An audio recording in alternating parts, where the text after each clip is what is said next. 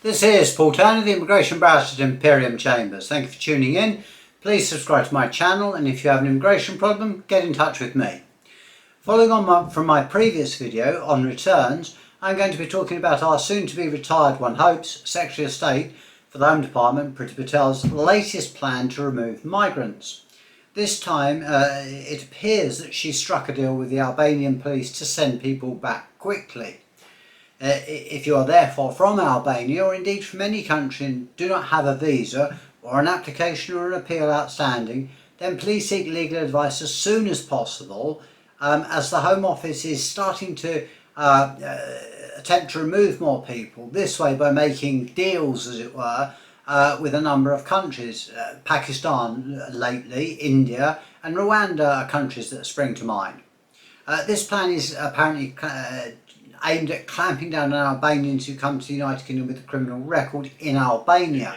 The details of the plan are somewhat vague, not surprising, but it's intended to make it much more difficult for criminal gangs to traffic people from Albania to the United Kingdom. Obviously, people smuggling is not a good thing, but how the authorities will do this is also unclear. So far this year there have been 2,165 Albanians who arrived in the United Kingdom in small boats. It is an increase because last year by this time it was just 23.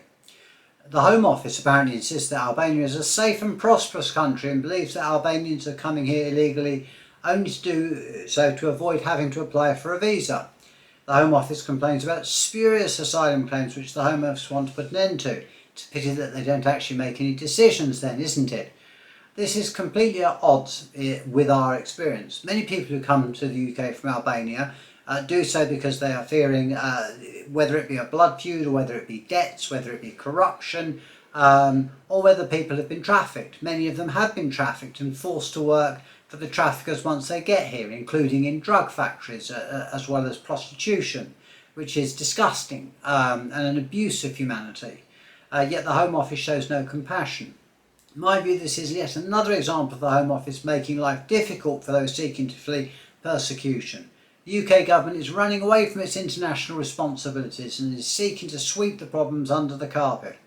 The UK should be doing, in my view, all it can to help Albanians escape persecution, poverty, being trafficked, being used for cultivating cannabis or prostitution, or working in enslaved labour. And if they are found to have been trafficked into the United Kingdom and they are forced to work for criminal gangs with the threat of harm back home, then surely the government should be doing something to protect these people, not subject them to being returned to a country often saddled with large debts and in fear of organised criminals. Albania doesn't rate very highly on the scale of countries, sadly, that is lacking in corruption. And often our clients appear very frightened and also very young, something else the Secretary of State seems to ignore.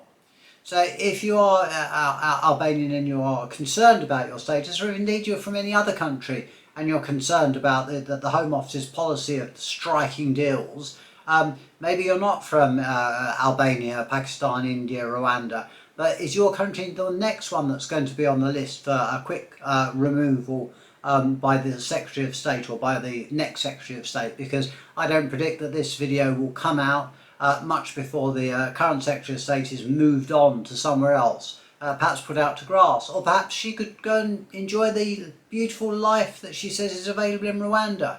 After all, a bit of sun won't cause any harm. It's good for the skin, good for vitamin D. I certainly enjoyed my holiday. And perhaps one day I'd go to Albania, or indeed Rwanda, if I had the opportunity.